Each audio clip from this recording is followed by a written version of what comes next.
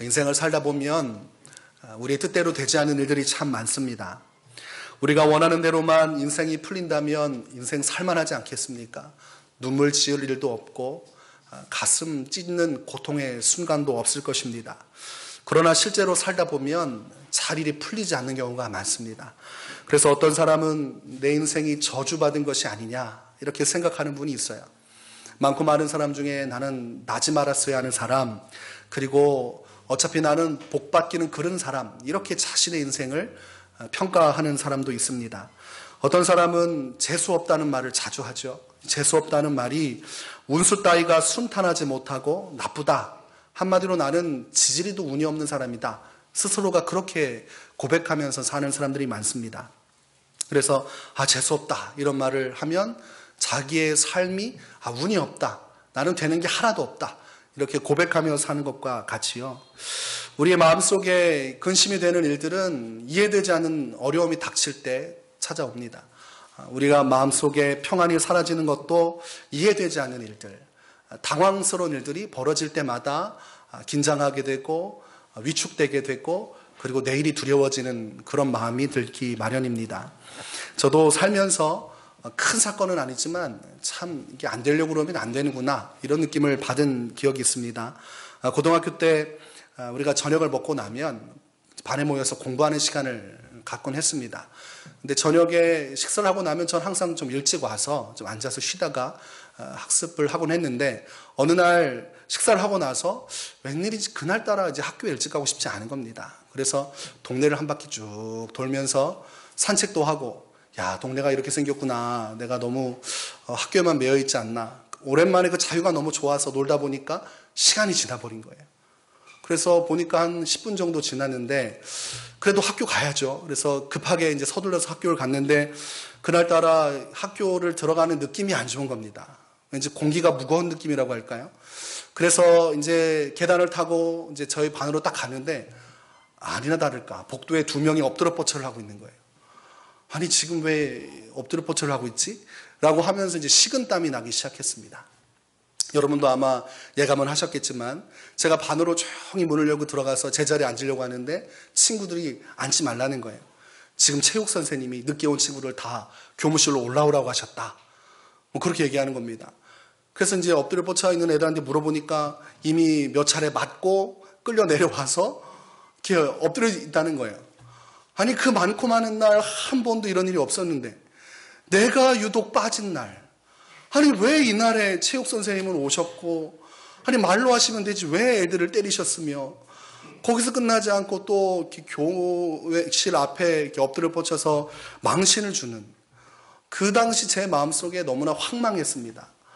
우리가 인생 살면서 이렇게 작은 이야기이긴 하지만 내가 생각하지 못했던 일들이 자꾸 벌어지면 인생이 참 황망스럽습니다.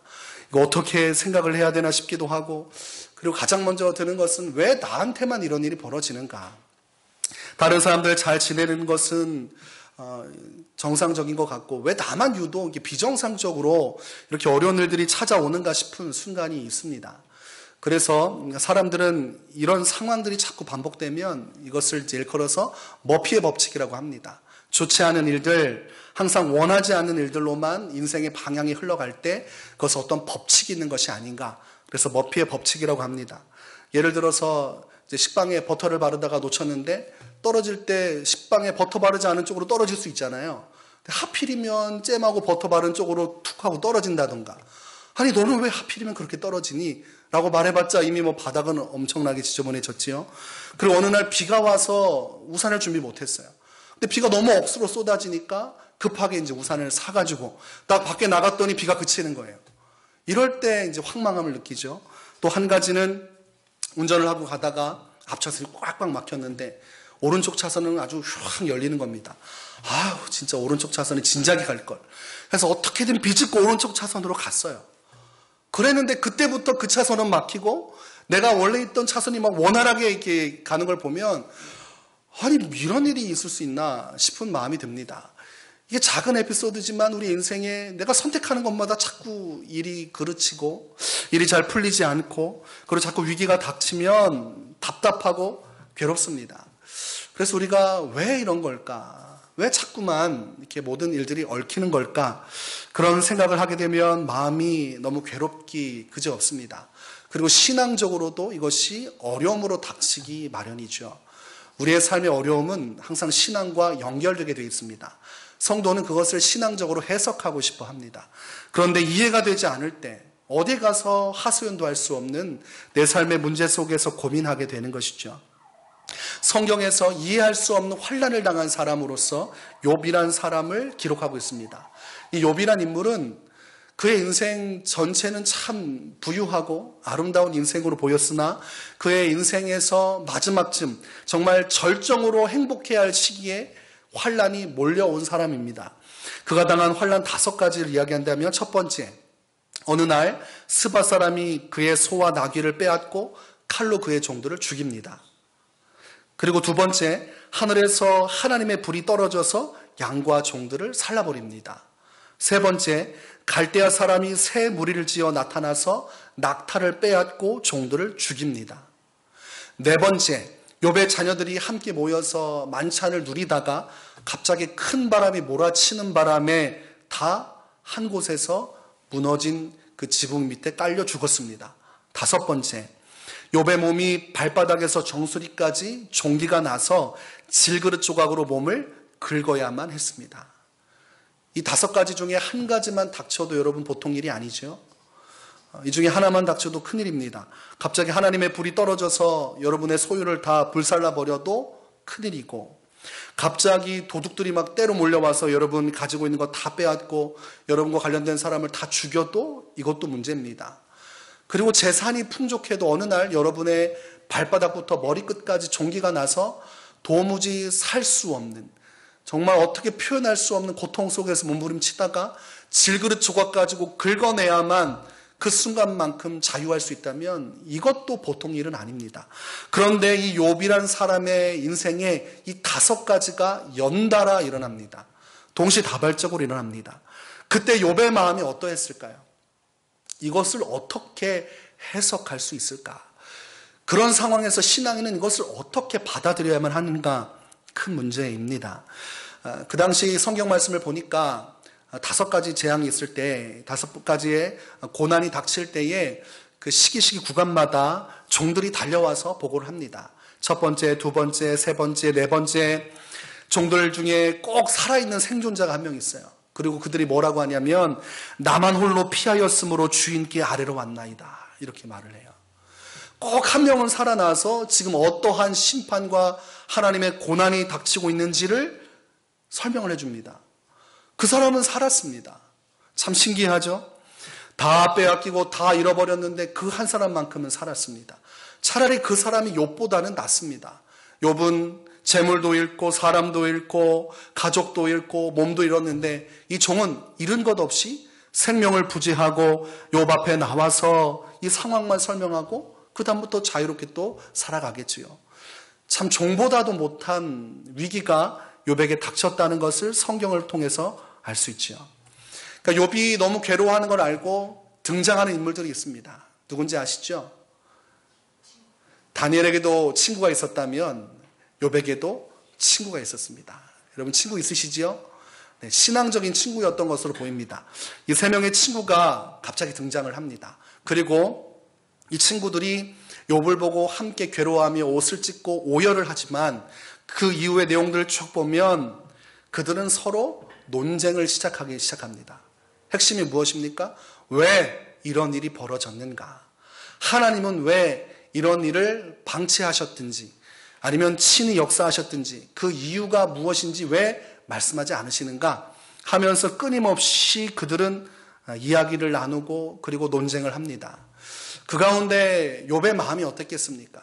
욥은 뭐라고 말하냐면 아무리 생각해도 내가 지은 죄가 깨달아지지 않는데 차라리 나란 존재가 태어나지 않았더라면 오히려 낫지 않았을까? 하나님을 원망할 일도 없고 괴로워하며 이 이유를 찾기 위해 번민하지 않아도 되고 이렇게 친구들한테 정죄받지 않아도 되고 차라리 내가 태어나지 않았다면 좋지 않았겠는가? 그래서 여러분 인간이 궁극적으로 궁지에 몰리면 자기의 인생을 저주하게 됩니다. 나란 존재가 없었다면 이렇게 고통스럽지 않았을 텐데, 나를 지워버린다면 누구 하나 괴롭지 않을 텐데. 그러니까 위기의 순간에서 생명을 끊는 사람들은 나 하나가 사라지면 부모님도 앞으로 속 편하게 살 거고, 그리고 나를 괴롭히는 사람들도 이제 괴롭힐 사람이 없으니 이 악행을 안 할 거고, 그리고 나도 행복할 거라고 생각해서 자기 인생을 지워버리는 것입니다. 그럴 만큼 큰 위기가 욥에게도 다가왔습니다.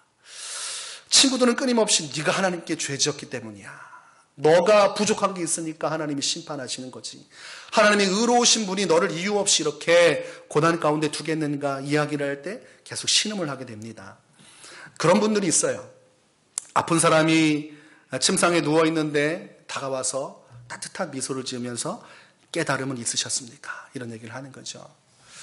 제가 아는 교수님도 신학대학 다닐 때 저를 잘 케어해 주시고 사랑해 주셨던 교수님인데, 어느 날 교통사고로 병원에 입원했습니다. 근데 어떤 목사님이 오시더니 그렇게 인자한 표정을 지으면서 교수님 깨달음은 있으셨습니까? 이런 얘기를 하는데 일어나서 주먹으로 한 대 치고 싶었다, 이런 얘기를 합니다. 왜냐하면 이제 깨달음 얘기를 하는 것을 보니 죄 진 것 좀 깨달으셨습니까? 하나님 앞에 뭔가 문제가 있으니까 교통사고가 나셨겠지요. 이런 얘기를 하는 걸 듣고 화가 난 거예요. 여러분, 몸도 아픈데 그런 얘기하면 마음도 아프고, 그런 얘기 들으면 내가 뭔가 문제가 있지 않나 영적으로 침울해지죠.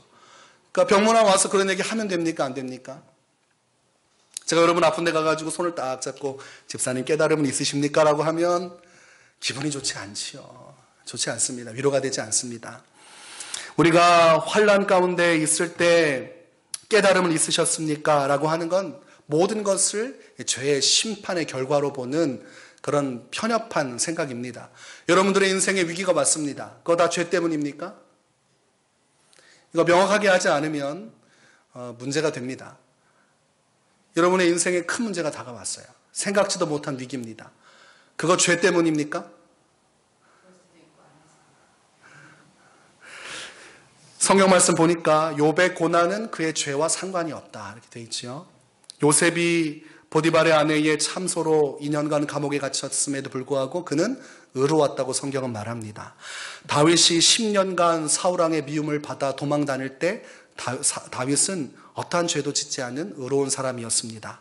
예레미야가 큰 핍박을 당했지만 죽을 위기 속에서도 그는 잘못한 것이 없었어요.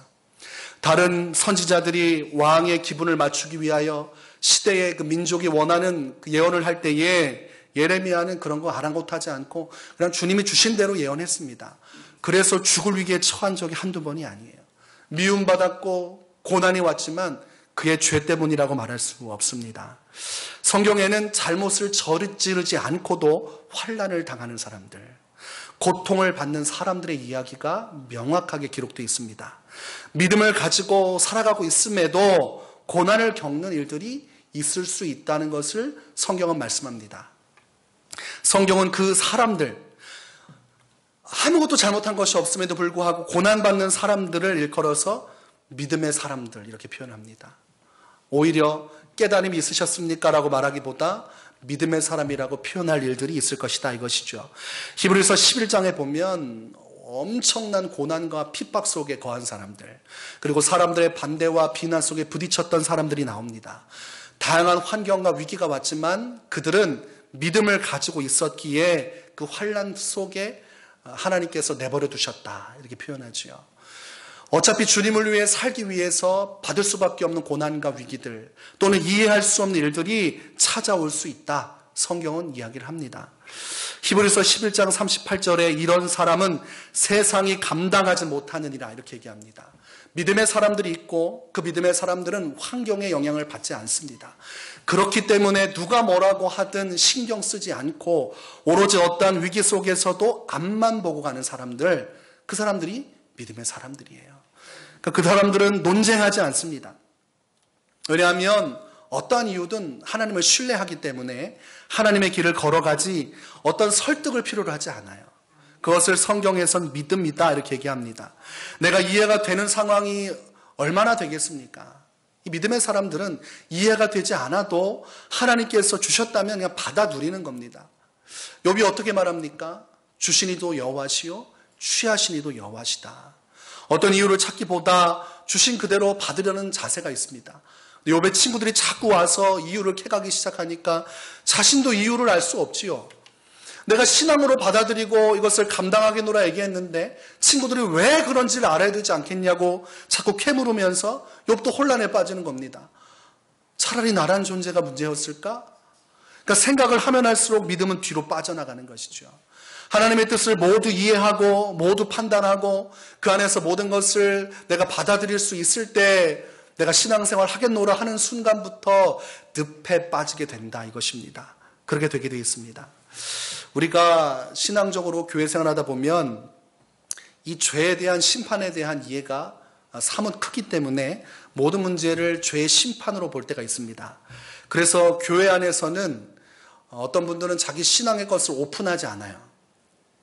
왜냐하면 자기가 힘든 것, 연약한 것을 드러내면 교회 안에서 그것을 위로해 줘야 되는데 어떻게 하냐면 뭔가 또 지은 죄가 있으니까 하나님께서 저렇게 하셨겠지. 기도 생활 안 하더니 결국 저렇게 됐구나. 그래도 뭔가 있으니까 저렇게 되지 않겠냐 라고 하면서 마음속에 사람들이 추적을 한다는 거예요. 그러니까 정죄한다는 거죠. 그래서 그걸 알기 때문에 교회 안에서 이야기를 하지 않아요. 제가 전에 있던 사역제에서도 집사님 한 분이 오셔가지고 자기의 기도 제목을 쫙 얘기하시고 힘든 걸 얘기하셨어요. 시간을 내서 아침에 출근하는 시간에 저의 사무실로 오셔서 깊은 대화를 나누고 가셨습니다. 제가 이 힘든 것을 혼자 가지고 계시지 마시고 우리 믿음의 동역자들과 함께 이야기하시고 같이 기도하는 시간을 가지셔야 됩니다 했더니 못 믿겠다는 거예요. 지금까지 교회에서 이런 얘기할 때 항상 소문이 돌고 자기에 대한 좋지 않은 이야기가 나와서 말할 수 없다는 것입니다. 우리가 신앙생활하면서 공동체란 무엇인가 생각할 때에 우리가 서로를 정죄하지 않는 모든 것을 심판의 잣대로 보는 것이 아니라 믿음 있고 하나님을 사랑함에도 불구하고 이해할 수 없는 환난과 위기가 찾아올 수도 있다는 전제를 서로 간에 가지고 있어야 됩니다. 아니 오히려 믿음이 있기 때문에 환난이 다가올 수도 있음을 우리는 깨달아야 됩니다. 성경 말씀 보니까 로마서 12장 15절에서 18절에 이렇게 말씀합니다. 즐거워하는 자들과 함께 즐거워하고 우는 자들과 함께 울라. 서로 마음을 같이하며 높은 데 마음을 두지 말고 도리어 낮은 데 처하며 스스로 지혜 있는 체하지 말라. 모든 걸 안다고 생각하지 말라는 겁니다. 아무에게도 악을 악으로 갚지 말고 모든 사람 앞에서 선한 일을 도모하라. 할 수 있거든 너희로서는 모든 사람과 더불어 화목하라. 여러분 안에 어떤 이 법적인 이 정죄의 기준이 있으면 사람들을 끌어안을 수가 없습니다. 저 사람은 심판받아야 되는데 이 기준이 들어서면서 교회 공동체는 와해되게 되어 있습니다.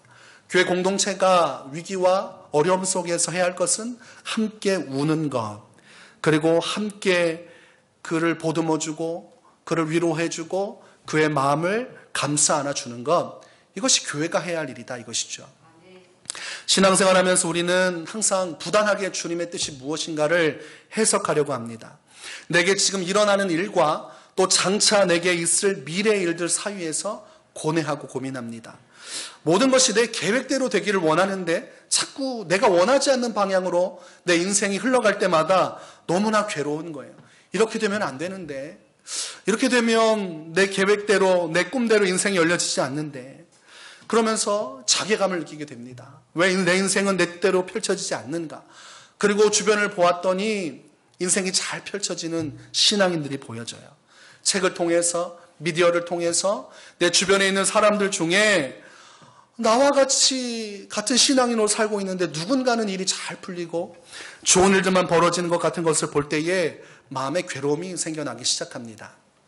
이해가 되지 않는 거예요. 왜 나는 이렇게 살아야 되는가? 왜 같은 하나님 믿으면서 나는 이렇게 고난받아야 되는가? 이 문제에 봉착하게 된다는 것입니다. 요한복음 21장에 보니까 예수님께서 부활하신 이후에 제자들에게 세 번째 자신을 나타내십니다. 그때에 베드로를 부르신 예수님께서 베드로에게 먹을 것을 주시고 잠시 후 불러서 그에게 대화를 요청하십니다. 그리고 그에게 나를 사랑하는지를 물으시고 베드로는 사랑한다고 고백을 하죠. 그 베드로에게 예수님께서 자신의 양을 맡기십니다. 그때에 베드로가 자신에게 주신 이 사명에 대해서는 생각하지 않고 무엇을 궁금해하냐면 예수님께서 사랑하시는 제자, 항상 예수님의 품 안에 있는 제자는 어떻게 될지 궁금하기 시작했습니다. 예수님께서는 자신에 대해서 말씀하실 때 나중에 나이가 들면 사람들이 널 포박해서 내가 원하지 않는 길로 끌고 갈 것이다, 순교를 통해 헌신할 것을 말씀하셨어요. 근데 마음속에 궁금한 거예요. 아니, 나는 그렇다 치고 저 예수님이 사랑하는 사람은 어떻게 될 것인가. 그래서 예수님께 묻습니다. 주님, 이 사람은 어떻게 되겠사옵나이까? 예수님께 질문을 했습니다. 예수님께서 무엇이라 말씀하셨을까요? 사실 그 친구는 뭐 이렇게 쭉쭉 설명해 주셨을까요? 야박하게도 예수님이 그렇게 하지 않으셨습니다. 단번에 잘라냈습니다. 여러분, 예수님은 단호하신 분입니다. 그저 흘러가는 대로 다 맞춰주는 분이 아니라 단호하셔요.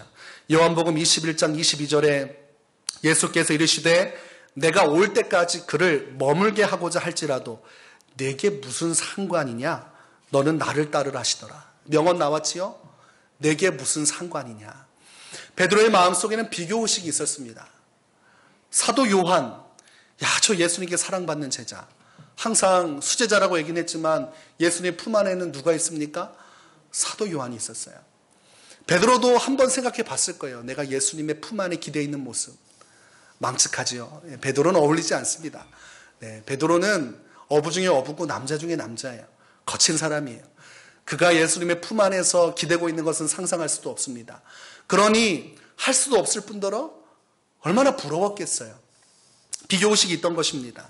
근데 예수님은 그 비교의식을 알고 있었어요. 그래서 단호하게 말씀하셨습니다. 내게 무슨 상관이냐. 우리가 신앙생활하면서 우리를 힘겹게 하는 것은 비교의식입니다. 이 비교의식에 사로잡히면 굉장히 힘들어요. 내가 하나님께 드린 내 삶과 내 인생을 돌아볼 때 나는 지금 무엇을 하고 있는가. 주변을 둘러보니까 편하게 사는 사람 참 많고 잘 되는 사람 많은데 도대체 나는 하나님 왜 이렇게 내버려 두시는가. 그러면서 처참해지는 겁니다. 내 현실을 받아들이기도 어렵고 감사하기도 어렵고 뭔가 새 힘이 솟아나야 되는데 주변을 둘러볼수록 야, 내가 인생을 잘못 산 것은 아닌가. 나도 조금 더 현명하게 살았으면 좀 더 좋은 인생을 펼칠 수 있지 않았을까. 이런 생각에 사로잡히게 됩니다. 예수님께서 그 생각하지 말라고 베드로에게 말한 겁니다. 여러분, 베드로는 순교했습니다. 사도 요한은 어떻게 됐어요? 아주 끝까지 살아서 요한계시록도 쓰고 아주 오래오래 살았습니다. 그때 예수님께서 너는 죽겠지만 사도 요한은 오래오래 살 것이다. 이렇게 했으면 베드로가 충격을 받지 않았겠습니까? 예수님의 명언이에요. 내게 무슨 상관이냐. 여러분, 정확하지요? 신앙적으로 우리가 비교의식에 사로잡히면 내 사명이 보이지 않습니다. 하나님의 부르심이 있다는 거예요. 베드로에게 향하신 주님의 부르심이 있었고 그 부르심은 양들을 먹이는 거였고 교회를 맡기는 거였으며 예수님 이후에 흩어지는 제자들의 중심에 서서 사도들을 이끌어갈 수 있기를 원하셨습니다. 아주 막중한 임무고 하나님께서 그 큰 영광, 천국의 열쇠를 베드로에게 주셨는데 베드로는 지금 시선이 어디로 가고 있습니까? 지금 내 것이 중요하지 않아요. 지금 사도 요한이 어떻게 되는가? 그게 중요한 겁니다. 사도 요한이 어떻게 되냐에 따라서 내 인생의 척도도 달라지고 나를 보는 내 시선과 평가도 달라지는 거예요. 그 얼마나 예수님이 보실 때 안타까운 겁니까? 너의 부르심에 집중을 하고 그것이 어떤 것일지라도 하나님이 내게 맡기신 큰 사명이 있는데 그 가치를 모르고 왜 사도 요한과 비교하려 하느냐, 이것이죠. 우리가 자꾸 모든 것을 다 이해하고자 하고 다 판단하고자 하면 신앙은 큰 어려움에 빠진다고 말씀드렸습니다. 이유가 무엇이냐면 오늘 본문 말씀의 그 이유를 잘 설명해 주고 있습니다. 본문 8절에서 이는 내 생각이 너희의 생각과 다르며 내 길은 너희의 길과 다름이니라. 여호와의 말씀이니라. 이렇게 말씀하고 계십니다. 여러분의 생각과 하나님의 생각은 기본적으로 다르다는 전제를 해야 됩니다. 내가 생각할 때 내 성공은 이것이고 내가 잘 되는 것은 이것이며 내가 받는 축복은 이것이어야 된다고 얘기하지만 하나님은 그렇게 생각하지 않는다로부터 출발을 해야 됩니다. 항상 사람들이 이론적으로 논리적으로 오류에 빠지는 것은 전제가 틀렸다는 것을 인정하지 않기 때문입니다. 전제가 달라야 돼요. 여러분, 남자와 여자는 생각하는 기준과 방향이 같습니까? 다릅니까? 전혀 다릅니다. 여자가 생각하는 전제와 목적과 남자가 생각하는 건 달라요. 표현하는 방식도 다르고 그것을 받아들이는 것도 다릅니다. 서로를 알아가는 시간이 필요하고 만나가는 시간이 필요합니다. 하물며 이 세상을 창조하신 하나님의 생각과 우리의 생각이 같다고 그 같은 선상에서 놓고 신앙을 판단하고 그리고 생각하고자 하면 어려움이 닥치게 되는 것이죠. 이해할 수 없죠. 때로는 목회자로서 난감한 질문을 받을 때가 있습니다. 어떤 상황과 사건에 대해서 하나님께서 어떻게 생각하는지 목사님은 알고 계시지요? 이렇게 얘기합니다. 모릅니다. 몰라요. 제가 어떻게 합니까? 하나님의 생각을. 사람이기 때문에 기본적으로 하나님과 사람은 생각하는 수준 차이가 납니다. 그리고 바라보는 경지가 달라요. 우리 어린아이들이 어디까지 보겠어요? 자기 인생에 대해서. 그 앞에는 과자만 보지. 1년 후에 2년 후에 자기가 어느 유치원에 가고 어떤 초등학교에 가고 어떤 교육을 받아서 이런 거 있습니까? 없습니다. 눈앞에 보이는 과자 있으면 그냥 먹어치우는 것이지 그 다음 치과에 가야 된다? 계획 없습니다. 하물며 우리를 창조하신 하나님의 그 크신 계획을, 그 깊으신 뜻을 어떻게 한낱 사람이 쉽게 알 수 있겠습니까? 오늘 본문 9절에도 이렇게 말씀하십니다. 이는 하늘이 땅보다 높음같이 내 길은 너희의 길보다 높으며 내 생각은 너희의 생각보다 높음이니라. 목회자를 할지라도 한낱 사람입니다. 하나님과 사람의 수준 차이를 오늘 성경에서는 하늘과 땅의 차이다 이렇게 얘기합니다. 그 차이를 이해하려면 여러분이 고개를 쭉 들어서 하늘 끝을 멍하게 보다가 다시 내려서 발밑에 있는 땅을 보시면 그 정도 차이가 하나님과 우리의 차이입니다. 우리는 끊임없이 우리의 생각으로 하나님을 다 이해하려고 해요. 내 인생 가운데 펼쳐지는 일들이 왜 그러한지 하나님 앞에 조목조목 따져 묻고 그에 대한 해명을 요구합니다. 그리고 우리 주변 사람들을 둘러보면서 나 자신을 평가하고 그것에 대해서 하나님께 따져 묻기를 원합니다. 그러나 하나님은 우리의 생각과 하나님의 생각이 다르며 하나님의 생각은 우리보다 더 높고 위대하다는 사실을 말씀함으로 모든 것을 너희가 다 이해할 수 없는 것이 어쩔 수 없는 현실이다. 받아들여야 된다 이렇게 말씀하십니다. 여러분, 모든 것을 다 알려고 하면 신앙은 곤두박질 치게 되어 있습니다. 설령 하나님이 말씀해 주신다고 해도 여러분은 감당을 못합니다. 요한계시록에 기록된 그 작은 말씀조차도 두렵고 떨림으로 감당하지 못하면서 어찌 여러분이 인생을 향한 주님의 계획 모두를 다 이해하려고 하겠습니까? 그러나 한 가지는 확실합니다. 한 가지는 확실해요. 로마서 8장 28절에 우리가 알거니와 하나님을 사랑하는 자 곧 그의 뜻대로 부르심을 입은 자들에게는 모든 것이 합력하여 선을 이루느니라. 하나님께서 모든 것을 말씀해 주지도 않으시거니와 말씀하셔도 깨닫지 못하거니와 우리가 모든 사람과 비교해서 기쁨을 얻을 수 없지만 한 가지 중요한 것, 확실한 것은 여러분의 인생은 하나님께서 부르신 하나님께서 기억하시고 선택하시고 뽑아내신 하나님의 손에 있는 삶이며 그렇기 때문에 그 부르심을 입은 자들이기에 하나님께서 여러분의 모든 인생의 구비구비마다 이루어지는 이해할 수 없는 일들을 통해서 어쨌든 가장 좋은 길, 합력하여 선을 이루는 길로 이끌어 가시겠노라 약속하셨습니다. 믿음은 개개인적인 이해를 요구하는 것이 아니라 통합적인 주님의 말씀의 언약을 받아들이는 것입니다. 우리가 이해되지 않는 순간들이 많지만 그런 것들에 매이면 믿음으로 볼 수가 없어요. 여러분, 믿음 자체가 보이지 않는 것을 보는 것이다. 성경은 얘기합니다. 그러면서 우리가 믿음의 사람으로 살겠다고 하면서 자꾸 모든 것을 우리 눈에 보여달라고 요청한다면 믿음의 길과 다른 길로 자꾸 가면서 하나님께 쓸모없는 요구를 하고 있는 것이죠. 하나님이 들어줄 수도 없는 요구. 하나님이 말씀하셔도 이해할 수 없으면서 깨닫지도 못하면서 자꾸 내 욕망을 하나님께 요청하게 되는 것이죠. 그러니 방향이 자꾸 안 맞으니까 신앙적으로 헤매게 되는 것입니다. 자꾸 신앙적으로 어려움이 더해지는 것이죠. 히브리서 11장 1절에 이렇게 말씀합니다. 믿음은 바라는 것들의 실상이요 보이지 않는 것들의 증거다. 믿음은 보이지 않아도 보는 것처럼 사는 거예요. 믿음은 지금 당장 내 앞에 나타나지 않아도 나타난 것처럼 사는 것입니다. 하나님의 모든 것을 다 설명해 주지 않아도 하나님을 믿는 믿음으로 하나님의 역사하심을 믿고 앞으로 전진하는 것, 그것이 믿음이라는 거예요. 여러분 안에 이해되지 않는 일들이 올 때 자꾸 골방에 들어가서 왜 이렇게 하시는 것인지에 대해 여러분 고민할 필요가 없습니다. 욥기에 보면 이 친구들 그리고 욥 이 4명이 모여서 42장 거의 끝에까지 갈 동안 논쟁합니다. 욥의 친구들이 아주 신랄하게 이야기합니다. 모든 갖가지 예화를 통해서 하나님의 뜻을 아는 것처럼 얘기합니다. 근데 마지막에 보면 우리 클라이막스가 있잖아요. 하나님이 등장을 하십니다. 그리고 정리를 해주세요. 욥의 세 친구들이 다 혼납니다. 그러니까 그들이 그동안 한 이야기가 다 쓸모없는 이야기였던 거예요.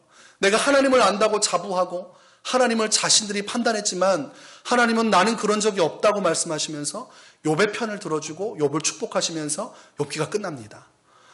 사람의 논쟁이란 게 얼마나 무의미합니까? 욥처럼 하나님께서 주신 상황을 받아들이고 주셨으니 가져가실 수 있다.